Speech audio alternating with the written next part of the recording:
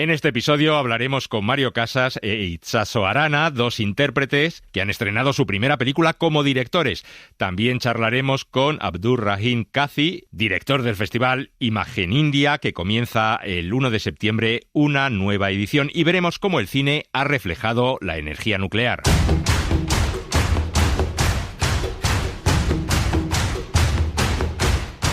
El cine en la SER. Fuimos a ver Romeo y Julieta de Zeffirelli. Romeo y Julieta, sí. Leí algo de esa historia en la escuela. Pero es de Shakespeare, ¿verdad? No, te hablo de Zeffirelli, el director del film, de la película. ¿Comprendes? Sí. ¿Sabes? Lo que nunca he llegado a entender bien en todo eso de Romeo y Julieta es por qué razón Romeo se tomó el veneno tan rápidamente. ¿Por qué no pudo esperar un poco? Bueno, así se envenenaban en aquella época. Con Elio Castro. Hola, ¿qué tal? Bienvenidos a El Cine en la SER. En el programa de hoy hablaremos con dos intérpretes que se han pasado a la dirección.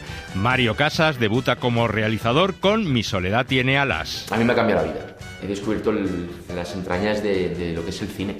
Yo veía el rodaje de otra manera, veía el set y a los actores con otra mirada, entonces es un regalazo. Y la actriz Itxaso Arana también estrena su primer film como directora. Se titula Las chicas están bien. El cine es el arte de la frustración, porque luego la realidad con los sueños siempre tienen ahí una pugna y donde tienes que intentar salir lo más a salvo posible, ¿no? Pero sí que creo que esta película es bastante lo que habíamos imaginado. Les hablaremos de cómo el cine ha reflejado el mundo de la energía nuclear. Bueno, Kimberly, cuando quieras rodamos. Hola, soy Kimberly Wells y les hablo desde la central nuclear de Ventana, propiedad de la compañía Gas y Electricidad de California.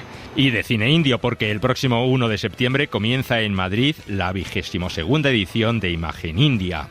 India es el centro del mundo, chico. Y yo estoy en el centro del centro. Ya lo tenemos todo listo, así que empezamos ya. El cine en la SER. Con Elio Castro.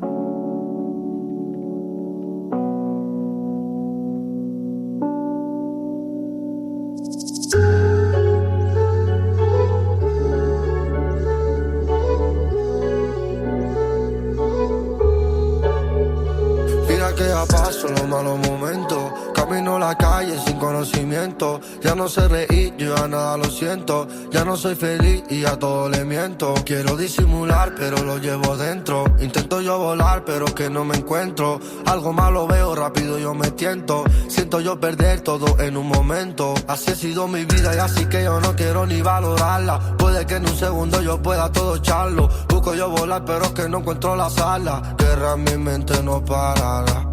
Mamá no la tengo y necesito yo hablarle. Siento que yo debo en problemas todo contarle. No la tengo a ella, ya no sé ni valorarme. Es que la mente no me para.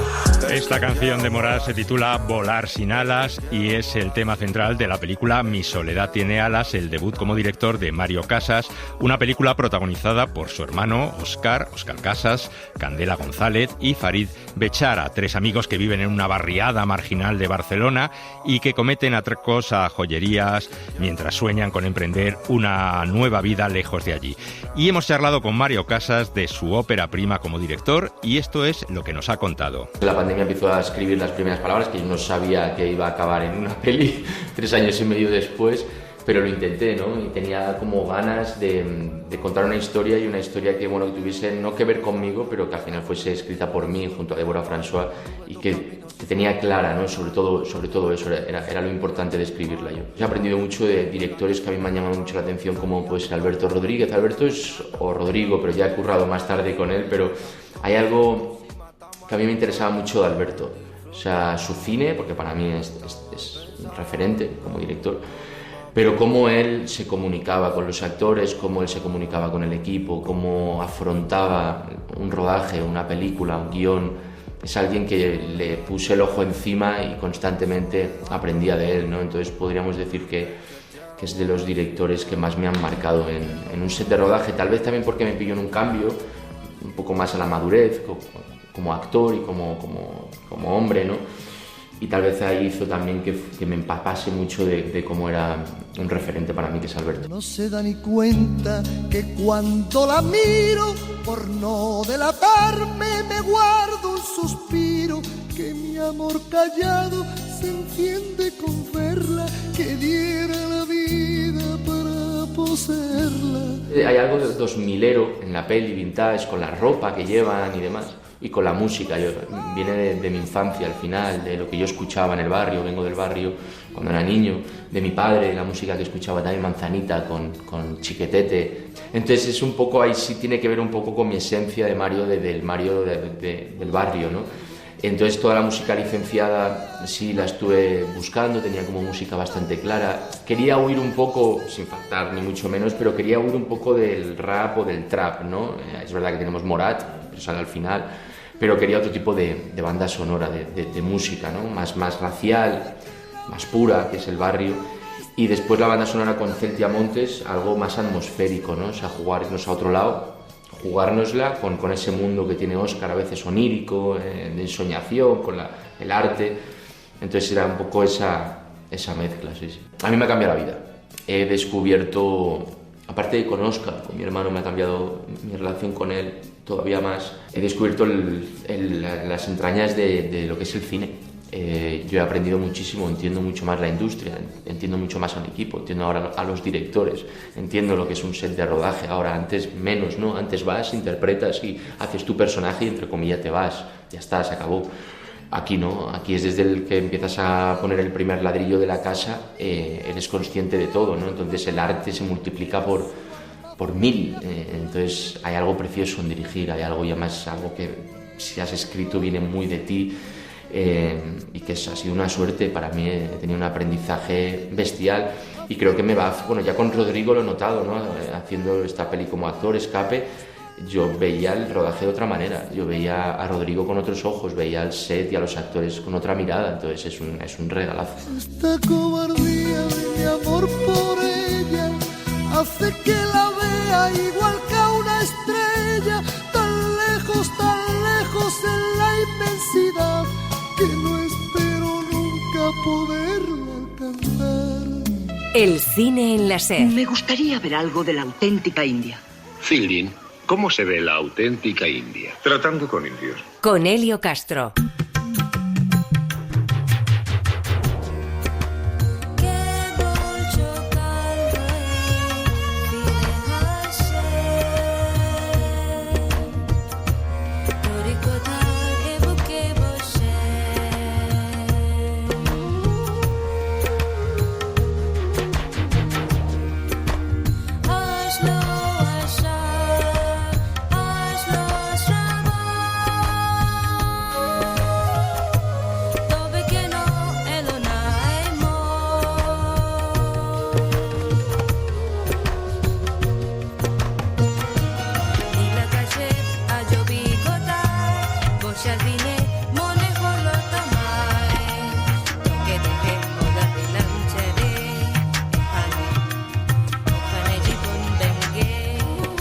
O sea que esta música, la letra de esta música, la hiciste tú.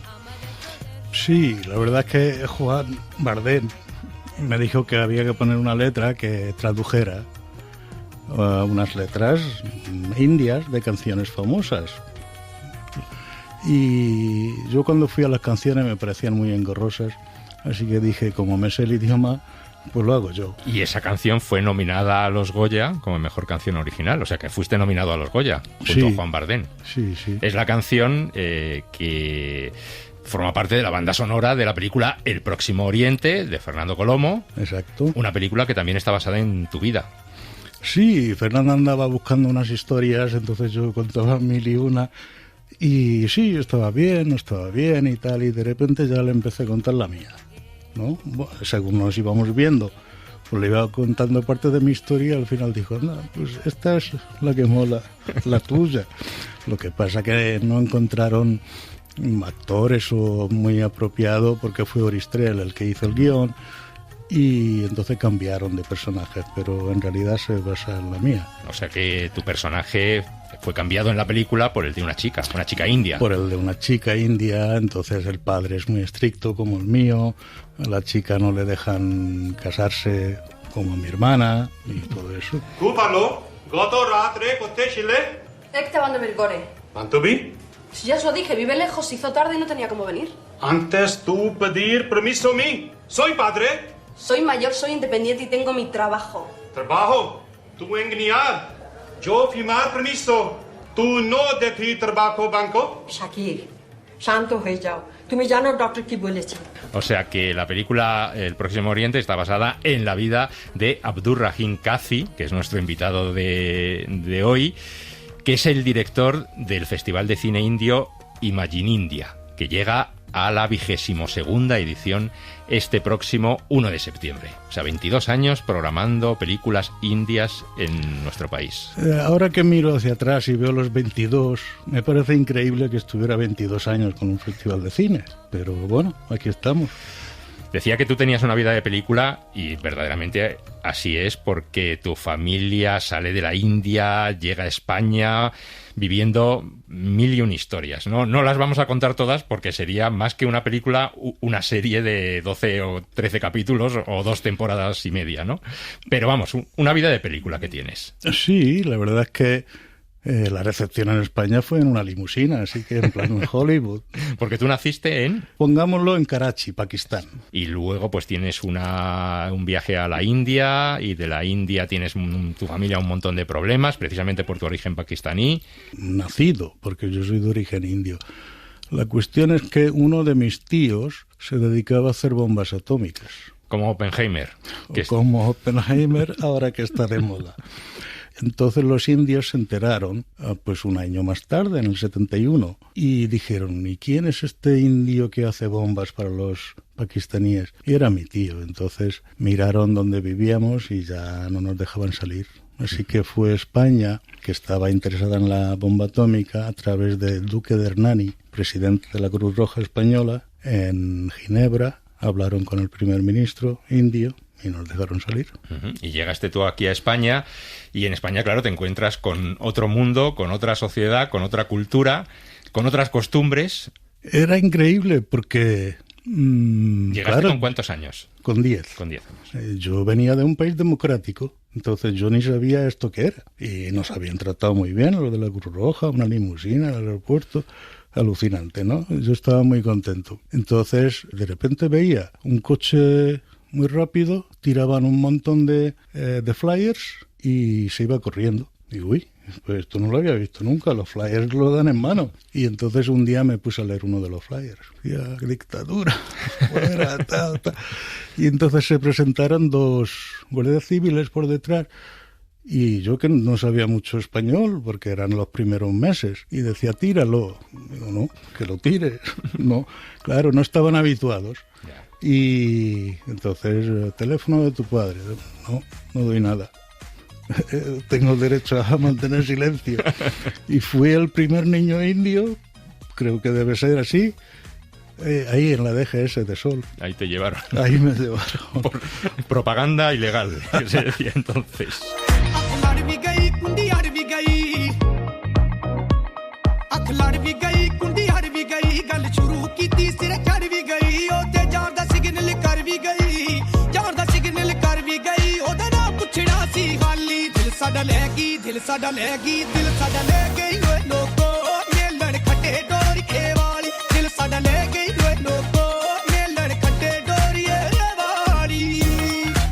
Posteriormente estudias medicina, pero la medicina no te gusta, y entonces empiezas a colaborar con la Filmoteca, con las películas indias. Cuéntame, ¿cómo fue esa conexión con el cine? Yo es verdad que veía muchas películas, hacía fotos y estudiaba medicina, pero no tenía nada más que ver con el cine, que veía mucho cine en la Filmoteca, y un día veo que hay películas indias, además de mi región, Calcuta, y voy a verlas. Claro, yo entendía muy bien, pero veía las traducciones y no me parecían completas. Y sin conocerla, a la directora, dije, bueno, pues voy a mandar una carta, y dirigido a la Filmoteca Española, directora, y me contestó, y es cuando me llamó si quería hacer las traducciones. Pero cuando fui a hacer las traducciones vi que tampoco estaban tan mal, que me había pasado mucho. Y esa señora me quiso pagar, y yo dije que no, que lo hice para mi país. Y esa fue tu puerta de inicio al mundo del cine, con la Filmoteca, donde estuviste varios años programando películas indias. Exacto, es decir, desde entonces pedía películas indias a través de la embajada, que entonces venían en latas de 35, y pues las poníamos. Entonces hicimos Burudú, Triptych Attack, todos los grandes las hicimos allí. Imagen India, ¿cómo nace? Estaba bien que hacer algún ciclo, que antes no se hacía nunca nada y ahora se hacía cada año un ciclo indio. Pues estaba muy bien, pero a mí me daban por festivales. No, vamos a traer no los clásicos, sino los nuevos y documentales y eso. Y eso es la única manera, era hacer un festival, pero la Filmoteca no podía hacer un festival. Así que yo tenía un amigo que era Guillermo Fesser. Goma Espuma. Goma Espuma. Así que un día me presenté ahí en M80.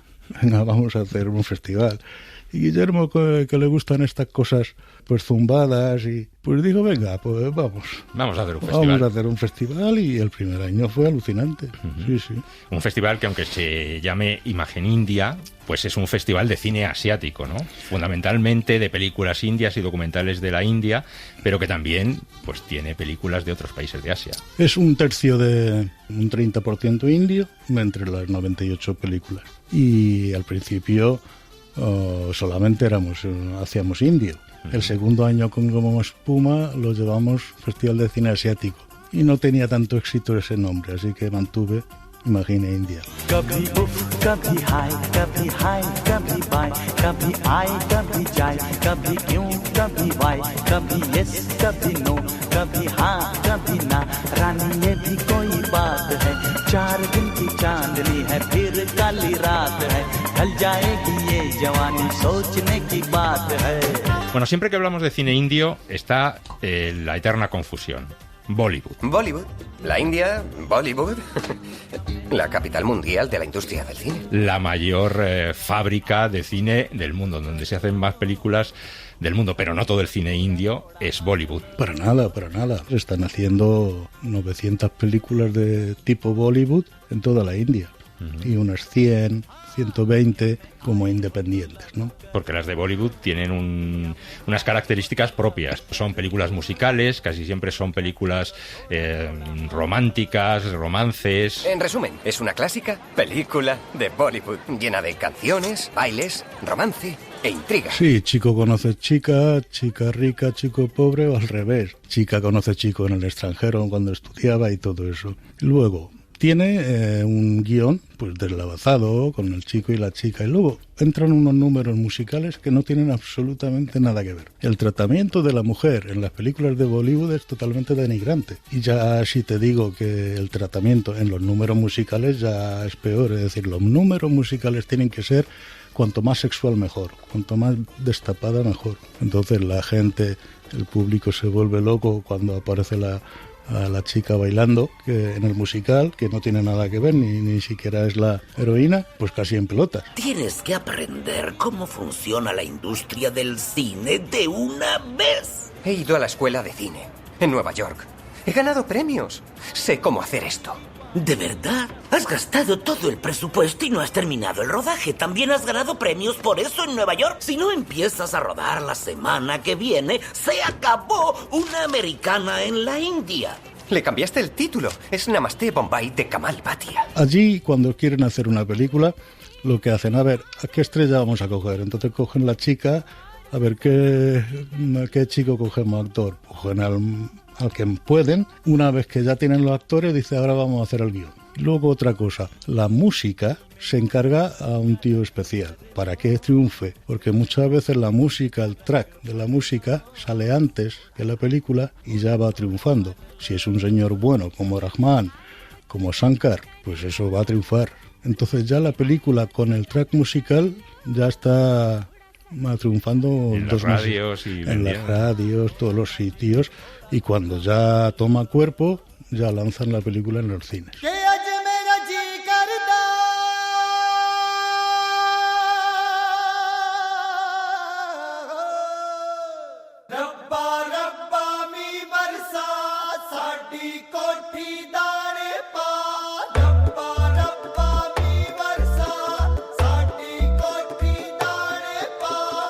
vamos a hablar de mucho más del cine de Bollywood y similares, sino del cine serio de la India, que también tiene una tradición muy, muy importante, con nombres como Satyajit Ray, ¿no? Con Mira Nair, por ejemplo, como Pannalin, como muchísimos directores que han estrenado en España.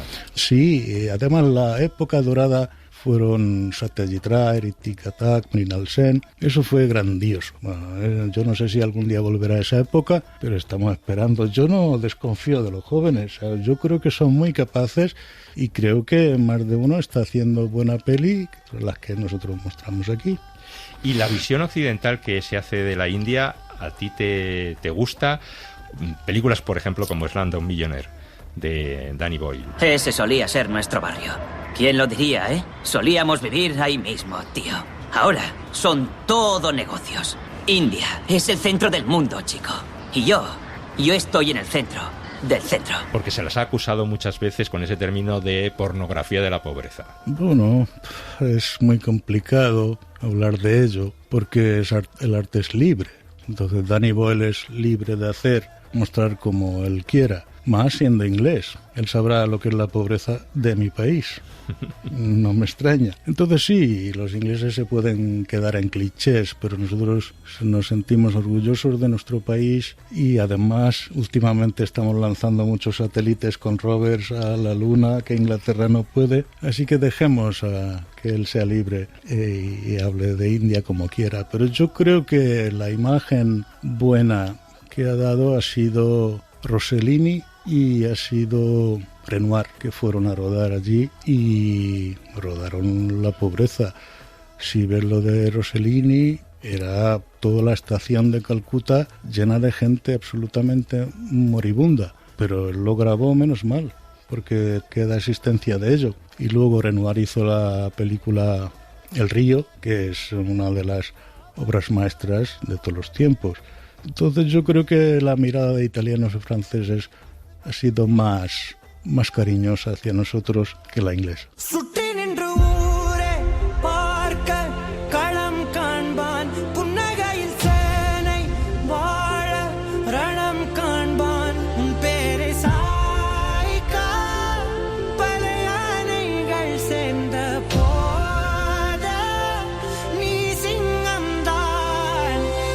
Novedades para este año, de la edición 22ª de Imagine India. Hay un país que no se lo deben perder, que es Israel. Israel incluso a veces me parece un país más democrático que España, porque hace películas que cuentan contra el gobierno, esa película se hace y está pagada por el gobierno. Critican la ocupación abiertamente. Hay gente que protesta abiertamente en las películas contra el primer ministro. Todo eso es posible. Así que yo creo que este año las 4 o 5 películas que tenemos de Israel tienen que ir a verlo. Más la sección oficial de 14 películas siempre es buena. Yo creo que deberían ver todas las 14 de la sección oficial. Y los horarios, por ejemplo, son 4, 6 y 8 en Artistic Metropole. Pues el de las 8 es el que pone la sección oficial. Vendrán como directores de India, de Nepal, de Irán unos cuantos, de Inglaterra, de Francia. Y tenéis un homenaje a una de las mejores directoras de la India, que es Deepa Mehta. Deepa Mehta, a ver si su agenda permite que venga, si no haremos la entrevista. Un premio a toda la carrera de esta directora. Cuando aquí nadie hablaba de ese tema, ella ya estaba hablando de las niñas, de las viudas. Mi niña, ¿recuerdas tu boda? ¿Recuerdas que te casaste? No. Tu esposo acaba de morir. Ahora eres viuda. ¿Cuánto tiempo, padre? Y tenéis como presidente del jurado al director iraní Mohsen Makhmalbaf. Con su hija Samira Makhmalbaf también. Ellos tuvieron que emigrar desde Irán porque no podían estar allí por las películas que hacían. Entonces ahora vive en Londres y yo fui jurado con él en un festival y dije, tienes que ser jurado. Y dijo, yo soy jurado si tú ayudas a Afganistán. Entonces, por ejemplo, la sección que nosotros tenemos, Save Afganistán, esa viene porque él me lo dice. Tienes que decir, no te olvides que Afganistán de repente en las noticias desaparecerá, pero todas esas niñas que no pueden ir al colegio, todas esas chicas que no pueden ir a las universidades, eso sigue. Así que tú no lo olvides. Con eso me vale y yo soy jurado. Hasta el 16 de septiembre en Madrid, pero me parece que también tenéis edición en Barcelona. En Barcelona lo haremos, pero todavía no tenemos fechas. Y aquí, a lo mejor en Casa Asia, todavía no sabemos qué películas, pero 5 películas en Casa Asia se pondrán. Todavía no tenemos el listado, pero por ahora aprovechan los 16 días, 98 películas y directores que vienen a visitarnos en Artistic Metro. Pues ya lo saben, del 1 al 16 de septiembre, aquí en Madrid, la 22ª edición de Imagen India, cuyo director, Abdur Rahim Kazi, que no se nos olvide el apellido, porque además significa juez, me parece recordar.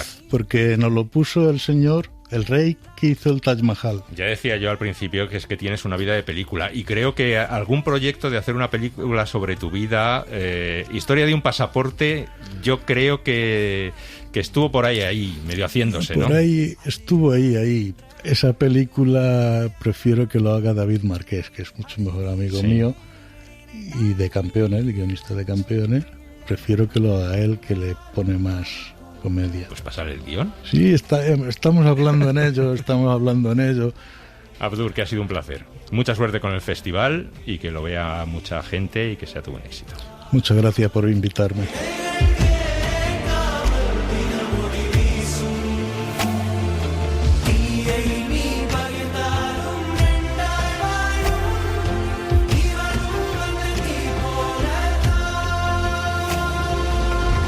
El cine en la SER. Agosto es genial para hacer cosas que, yo qué sé, que en otros momentos no nos dejarían hacer, ¿no? Porque yo creo que el verano es perfecto. No sé. Tú piensas en todas las parejas que rompen en verano. Y todas las que empiezan. Con Elio Castro.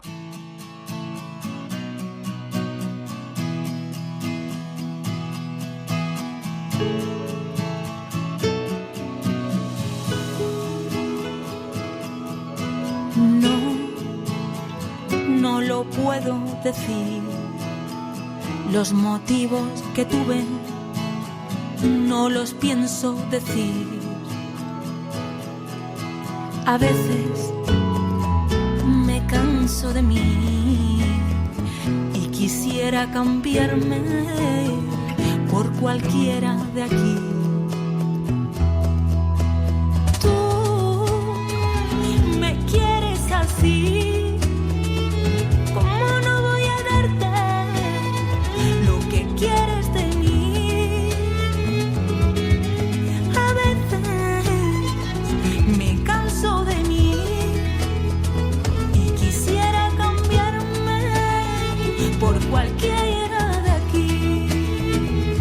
Esta que canta es Soleá Morente y la canción se titula Todavía, un tema que se podía escuchar en la película La Virgen de Agosto, que fue dirigida por Jonás Trueba y protagonizada por Itsaso Arana. Itsaso Arana acaba de estrenar también su primera película como directora, Las chicas están bien, y vamos a conocerla un poco mejor. Laura Martínez Santamarina ha charlado con ella. Necesito aire, solo quiero el aire que vos respiras. Itsaso Arana nace hace 38 años. Durante este tiempo ha vivido muchas cosas. Apostó por la actuación y comenzó su carrera como actriz sobre los escenarios y frente a la cámara, poniendo el cuerpo y el alma en cada uno de sus personajes. Que ahora ya no se ve más. Mándame un poco de tu Buenos Aires. Pero empecemos por el principio. Dicen que el teatro siempre es como el primer amor. Arana, junto con Violeta Gil y Celso Jiménez, son Los Tristes. En 2004 crearon la compañía escénica La Tristura, un espacio donde se apuesta por transformar y crear situaciones humanas que queden muy cerca de la vida. Cine, materia prima y años 90 son algunas de las obras que imprimen el sello de Los Tristes. El escenario nunca lo ha abandonado y pronto se situó frente a la cámara con actores que se convertirán en familia, entre ellos Francesco Carril. Tengo una amiga que dice que estar aquí es como estar en París.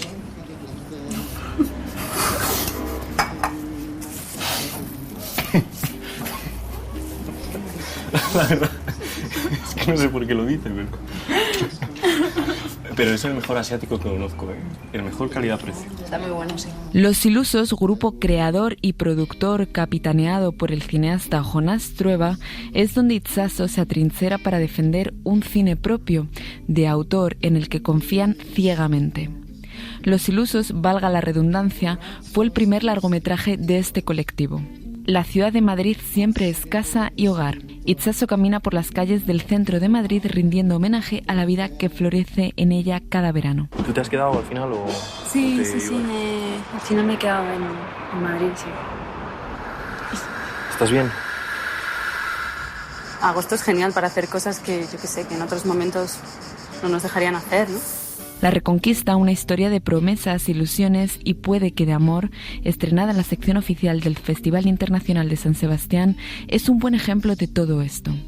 Pero la película que ha calado en el imaginario de todas las gatas y gatos que quedan en la capital y eligen el clavel para bailar en las fiestas de La Paloma es sin duda La Virgen de Agosto, una obra que Itxaso protagoniza y co-guioniza.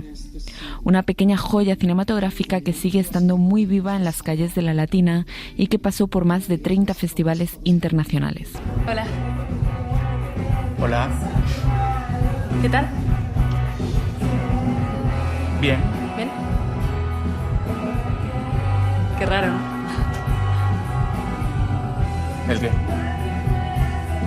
Volver a vernos, digo, qué raro. Además, Itxaso coprotagonizó la última película Ilusa que no podemos perder de vista a pesar de su corta duración. Tenéis que venir a verla.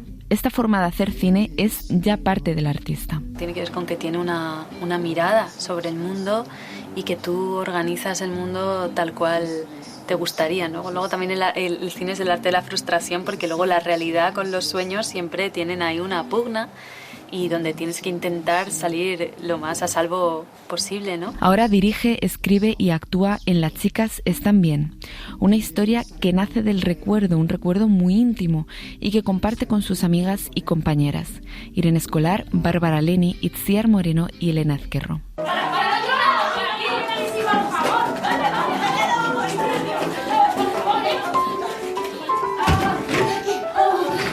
Ha sido lo que me ha salido, o sea, para ser completamente sincera, ha sido un deseo profundo de hacer algo mío, completamente mío. Yo siempre había creado en colectivo con parejas, con mis parejas y necesitaba firmar algo propio y probarme a mí misma que podía liderar un grupo, probarme a mí misma que podía hacerme cargo y dar la cara por algo, ¿no? La serie de Netflix estrenada el pasado septiembre, Las de la última fila, consiguió lanzar a Arana a un mundo más mainstream.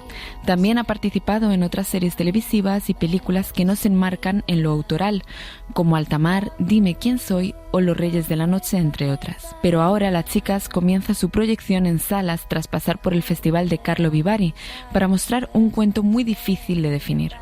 Digamos que es una conversación entre amigas en días de verano. Itxaso logró un espacio seguro para su equipo y estas son algunas palabras que dedica Irene Escolar a todas ellas. A mí me ha dado mucha fuerza, como sentirme tan bien rodeada.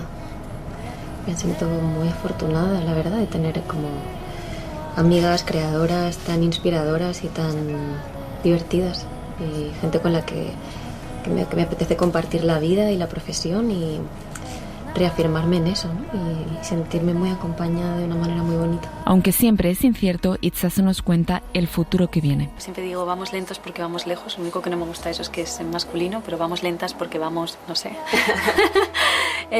Pero sí, hay algo de eso, de cómo se me han ido dando las cosas y cómo me las he ido currando también, porque sí que considero que soy una tía soy muy trabajadora y tengo mucho tesón y creo, no sé si hay otra manera de moverse en este mundo y en esta industria más. Los valores del artista se verán reflejados en forma y fondo en cada uno de sus trabajos, porque lo más importante es esto. Sé más después de haber dirigido y respeto más el trabajo. Ya lo respetaba mucho, pero digamos lo dimensiono más como el trabajo de alguien que está guiando un grupo, de alguien que dirige, y entiendo un poco más el cine, aunque me queda mucho por entender. Perdonar cualquier pecado mortal. Veremos cine italiano o si prefieres cine francés. Nos buscaremos las cosquillas, las agotaremos en un mes. Toda mi ambición es verte desenredar la noche de ayer.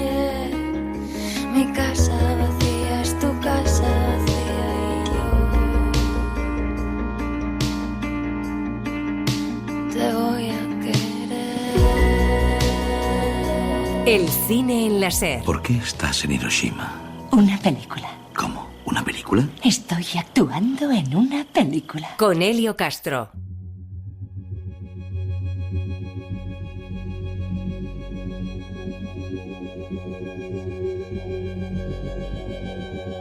Oppenheimer ha sido la película del verano y probablemente sea una de las películas de la temporada. Como saben, Robert Oppenheimer es el padre de la bomba atómica y uno de los físicos más importantes del siglo XX. La teoría solo llega hasta un punto. No sé si deberíamos poseer un arma así, pero no tenemos elección. Y hoy, en nuestro programa, queríamos detenernos en cómo y de qué manera el cine ha mostrado el nacimiento, la evolución y los usos de la energía nuclear. Cuando se libera una energía de tal magnitud, nada acaba. No conocemos el efecto acumulativo de estas explosiones atómicas. Solo el tiempo lo dirá. Y para ayudarnos en este recorrido cinematográfico y científico contamos con la ayuda de Maida de Pablo, que es ingeniero industrial y trabaja como asesora energética y que hace un par de años ya estuvo con nosotros en el cine de verano en la SER con una serie de episodios que llamábamos La mirada de Marnie, en los que hablábamos de diversos aspectos de ciencia y tecnología y cómo los había reflejado el cine. Hola Maida, ¿qué tal? ¿Cómo estás? Hola Elio, muchas gracias por invitarme de nuevo, encantada de estar aquí con vosotros. Bueno, vamos a ver, para empezar, ¿qué entendemos, cómo podemos definir la energía nuclear? La energía nuclear es la energía contenida en el núcleo de un átomo. Como sabemos, los átomos son las partículas más pequeñas en que se puede dividir un elemento químico manteniendo sus propiedades. Y en el núcleo de cada átomo hay dos tipos de partículas, los neutrones y los protones, que se mantienen unidas. Pues la energía nuclear es la energía que mantiene unidos estas partículas. Bueno, ¿y cuándo empezó a desarrollarse la energía nuclear? A ver, no podemos hablar de energía nuclear sin nombrar a científicos que han tenido gran relevancia en este ámbito. Para empezar, Henri Becquerel, físico francés que descubrió la radioactividad a finales del siglo XIX. Bueno, en realidad lo que descubrió fue que los rayos provenientes del uranio podían ionizar el aire y también eran capaces de penetrar a través de láminas metálicas delgadas. Hubo otros científicos que continuaron con investigaciones en este campo, como Max Planck y sobre todo la conocida Marie Curie, junto con su marido Pierre Curie, que descubrieron dos elementos nuevos, el polonio y el radio, que también eran radioactivos. Fue en realidad Marie Curie quien dio al fenómeno descubierto por Becquerel el nombre de radiactividad. Increíble, lo has conseguido. El elemento 88. Punto de fusión 700 grados Celsius. Lo has conseguido. Se puede ver y tocar. Es un poco peligroso, ¿no? Cuando el hombre descubrió el fuego se quemaba. ¿Pero qué haríamos hoy sin fuego?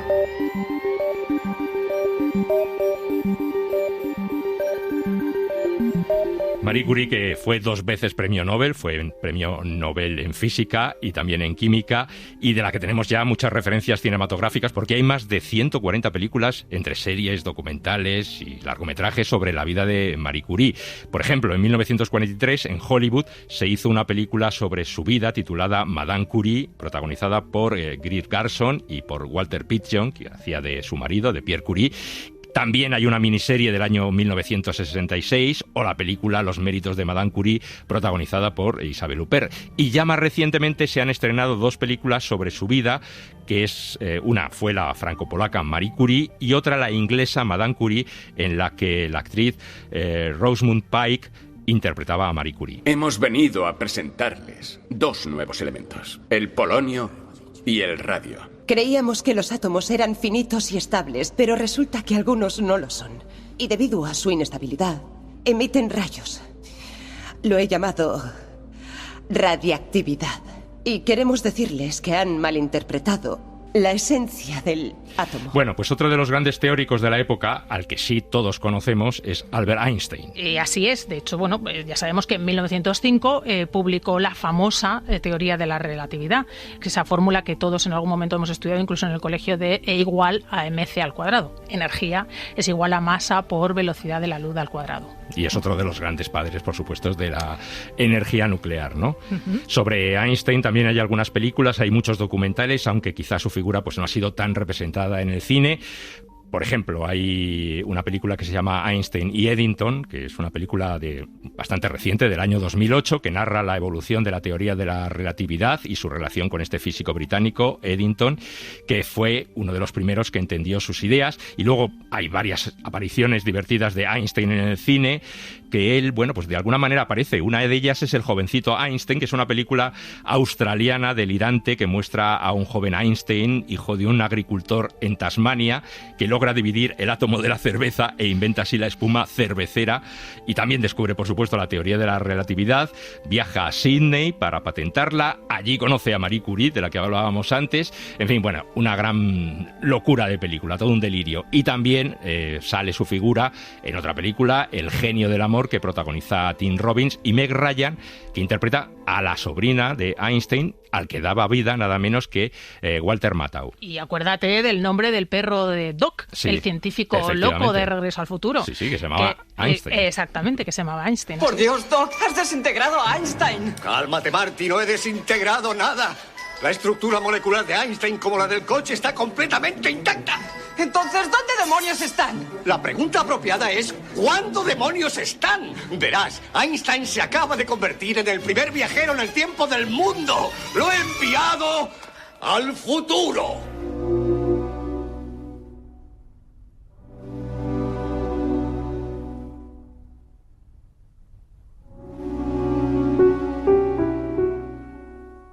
Y otra de las películas en las que se muestra su relevancia como científico es la que habíamos comenzado mencionando al principio, ¿no? Oppenheimer, donde vemos la relación que ambos tuvieron. Esta película actualmente en los cines está basada en la biografía, en el bestseller Prometeo americano de Kai Bird y Martin J. Sherwin.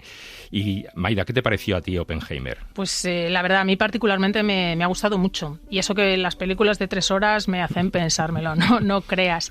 Es cierto que se hace complicada de seguir en algunos momentos por la cantidad de personajes de los que se habla y cómo se cuenta la historia, pero me parece particularmente brillante cómo muestra las luces y las sombras de un personaje tan complejo como Oppenheimer.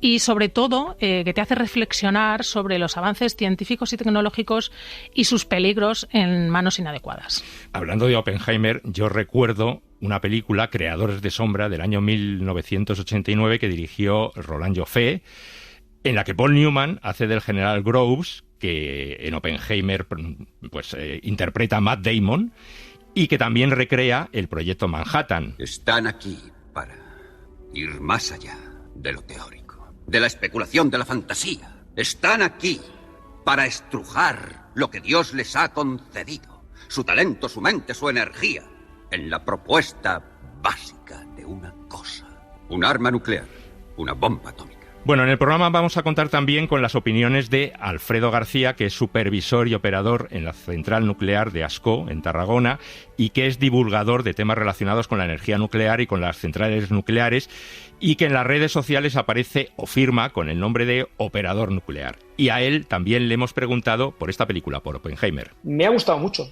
sinceramente, sobre todo más la parte que tiene que ver con la física y con los científicos que aparecen, sobre todo en la primera parte de la película, la historia que hay detrás del desarrollo de la energía nuclear, porque la raíz de la energía nuclear es, como todos sabemos, es militar, como muchísimas otras cosas que tenemos en nuestra vida diaria, como el radar o como las gafas de sol o como los jeeps, que son inventos de origen militar que luego han tenido una repercusión en la vida civil, ¿no?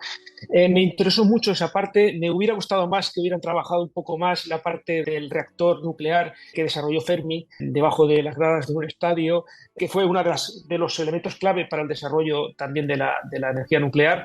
Pero me gustó mucho. Por cierto, que esta película Oppenheimer en Japón no se ha estrenado, lógicamente, por lo sensible del tema. Pero en Japón sí que se han hecho muchas películas sobre las consecuencias de las bombas atómicas. Por ejemplo, Lluvia Negra, de Shohei Imamura, o Rapsodia en agosto, de Akira Kurosawa. Y, por supuesto, todas las películas de Godzilla, que es un monstruo que renace a partir de una fuga radioactiva. Se preguntarán por qué ha aparecido de repente este monstruo. Probablemente vivía en las profundidades, en algún lugar del Pacífico, hasta que las bombas de hidrógeno alteraron su paz. Los habitantes de la isla de Odo llamaban a este monstruo Godzilla. Así le llamaremos nosotros. Es una leyenda. Y todo esto, claro, nos da pie a hablar de otro de los temas ligados a la energía nuclear y que también hemos visto reflejado en los cines.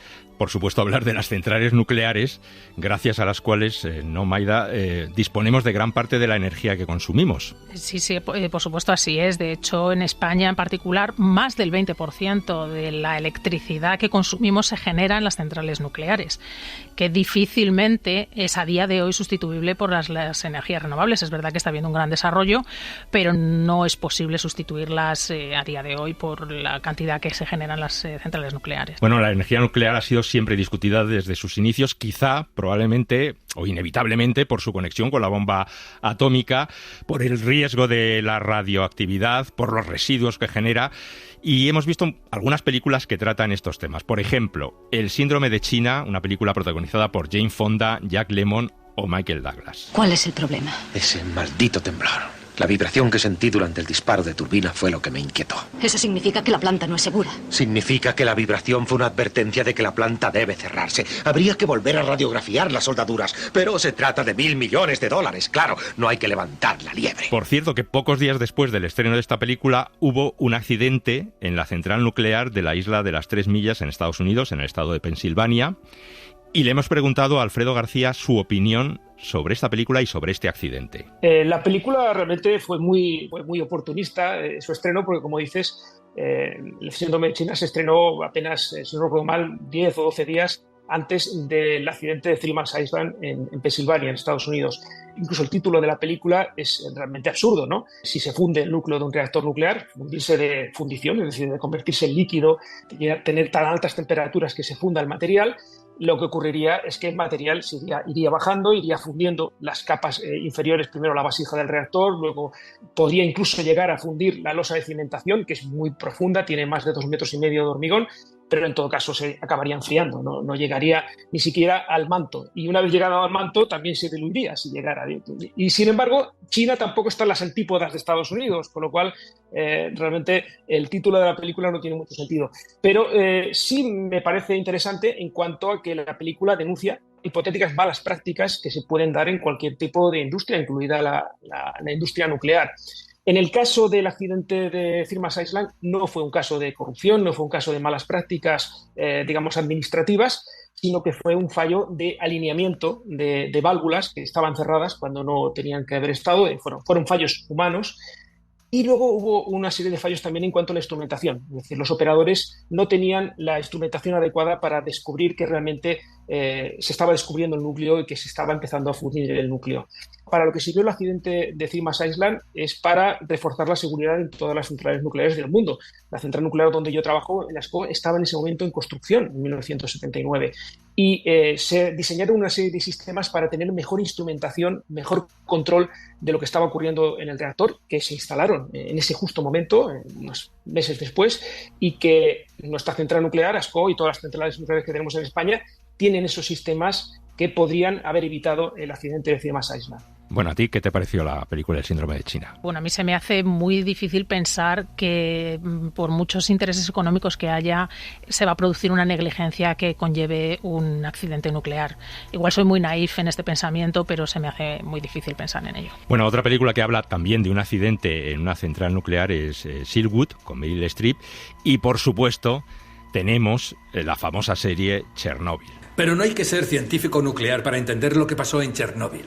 Solo hay que saber esto. Dentro de un reactor nuclear pasan básicamente dos cosas. La reactividad que genera la energía puede subir o puede bajar. Ya está. Lo que hacen los operarios es mantener el equilibrio. Primero vamos a sentar las bases. El reactor nuclear de Chernóbil, que era un RBMK, es un reactor de diseño ruso de los años 40. Es decir, cuando Rusia empezó a investigar sobre energía nuclear, justo después de que Estados Unidos desarrollara la bomba atómica, Rusia y otros países empezaron a investigar en energía nuclear. En ese momento desarrollaron un diseño que servía para producir plutonio para fabricar bombas atómicas. Es decir, que el diseño de Chernóbil, el diseño original era de los años 40-50 y estaba diseñado para producir plutonio.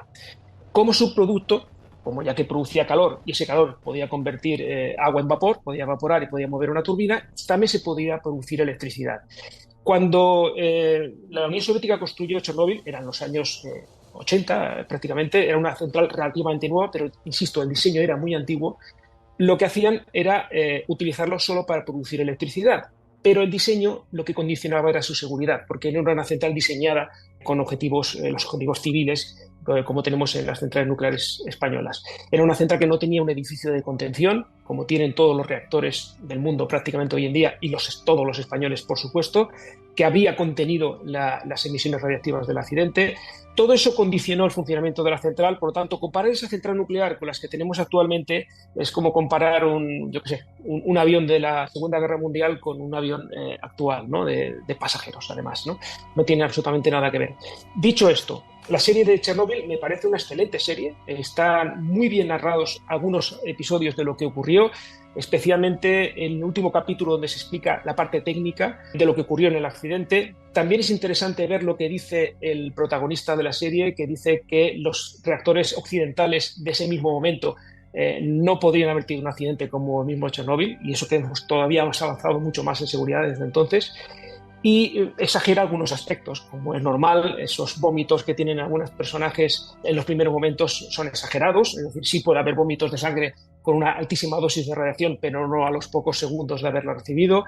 Se exagera un poco algunos aspectos, pero en general la serie está muy bien realizada, y sobre todo, para los oyentes que la quieran ver, les recomiendo muy encarecidamente que presten mucha atención al último capítulo, donde se explican muchos detalles y de forma muy didáctica. El caso es que el cine y las series de televisión, a pesar de que Homer Simpson trabaje en una central nuclear, pues no es un buen aliado, no son buenos propagandistas de la energía nuclear y de las centrales nucleares, ¿no, Maida? Bueno, quizá porque muchos piensan que una central nuclear puede explotar como si fuera una bomba atómica. Como nos explicó Alfredo García, pues esto no es así. Uno de los mitos más extendidos, como dices, es que una central nuclear podría explotar como una bomba atómica. Lo dice muchísima gente, y mucha gente lo piensa de verdad. Realmente eso es físicamente imposible. No es que haya un sistema de seguridad para evitar una explosión nuclear en una central nuclear, es que es físicamente imposible. Hay varias razones para explicarlo, pero quizá hay varios motivos que por sí mismos ya lo impedirían. Pero yo creo que el más sencillo de entender, el que me funciona mejor en la divulgación para que alguien que no esté acostumbrado a hablar de tecnología nuclear lo entienda, es el tema de la proporción del uranio que se utiliza para las fisiones. El uranio en la naturaleza lo encontramos en dos tipos, el uranio 238 y el uranio 235.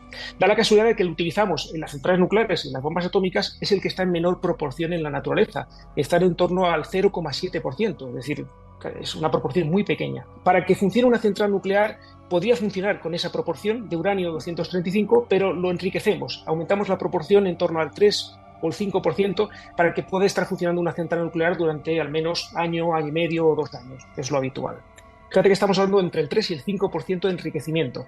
En una bomba atómica necesitamos un enriquecimiento mayor del 90%, es decir, con un menor grado de proporción de enriquecimiento, con un 80%, no podría explotar una bomba atómica. Fíjate si estamos lejos de poder explotar. Hay muchísimos temas que no podemos entrar ahora a hablar de ellos, qué se hace con los residuos radiactivos, si debemos tener miedo o no, y con motivo de la guerra de Ucrania, pues qué podría llegar a ocurrir si hay un ataque a una central nuclear, o si hay un posible ataque cibernético también a una central nuclear, ¿no? Pero ahora lo cierto es que hay un debate sobre si hay que mantener abiertas o no las centrales nucleares o cerrarlas definitivamente. ¿Tú qué opinas?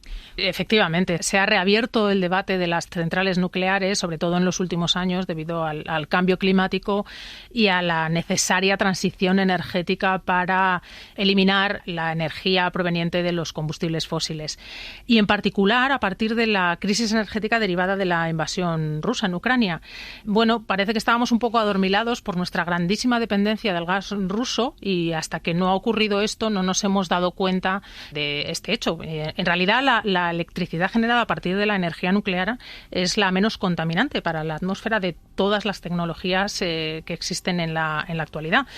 Entiendo que es más político el debate en este caso que científico, pero bueno, supongo que los intereses de un lado y de otro son los que derivan las decisiones en muchos casos. Bueno, Veremos si esto también lo refleja en el futuro del cine. Lo cierto es que hay países que siguen apostando mucho por la energía nuclear, como Francia, como Japón.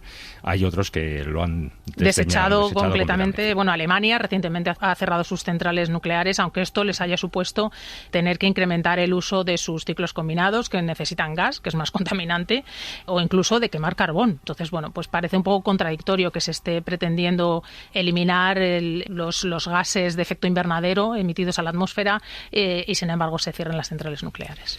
Bueno, y ahora brevemente para terminar vamos a ver en qué otros campos se usa la energía nuclear y que también ha reflejado el cine, aunque sea solamente de pasada.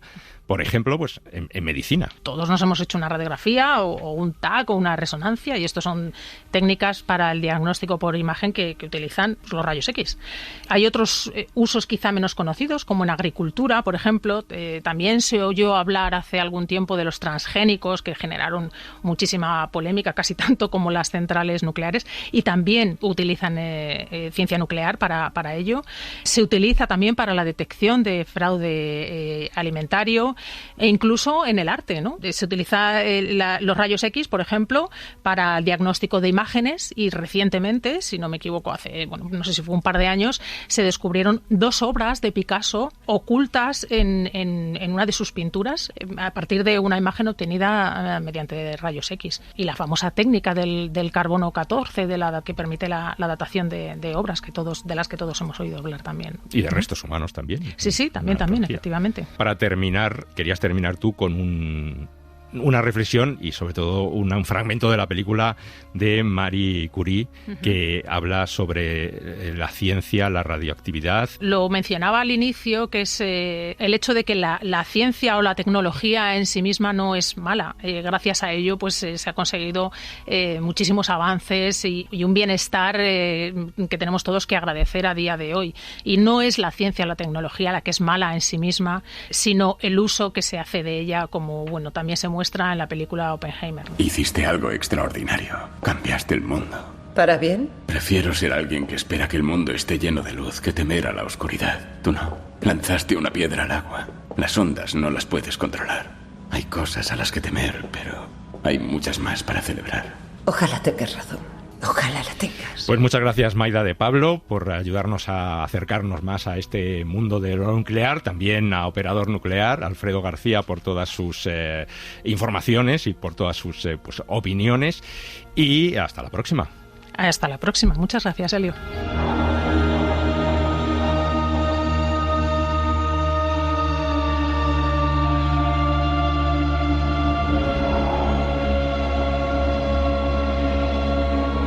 Pues esto ha sido todo por esta semana. Julia García ha realizado el programa y en la redacción hemos estado Carlos Guerrero Baena, Valeria Sánchez Chamorro, Laura Martínez Santamarina y Elio Castro. Volvemos la semana que viene con más cine. Hasta entonces, adiós.